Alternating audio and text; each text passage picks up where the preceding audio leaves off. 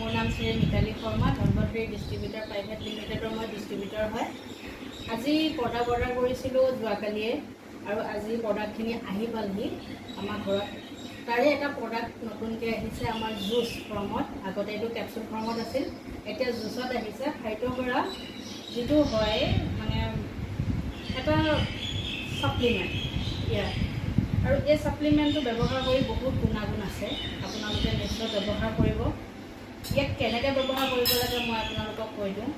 আৰু যিহেতুকে নতুনকৈ আহিছে, ইয়াৰ ফ্লেভাৰনো কি, ইয়াক খাই কেনেকুৱা লাগে সেইটো টেষ্ট কৰিব প্ৰথমতে নিজেই লাগে বাৰু। সেইটো কাৰণে মই ইয়াৰ 30 ml লাগে, 30 ml উলিয়াইছোঁ। বাছ 30 ml দি দিব আপুনি, আৰু লগতে 30 ml পানী।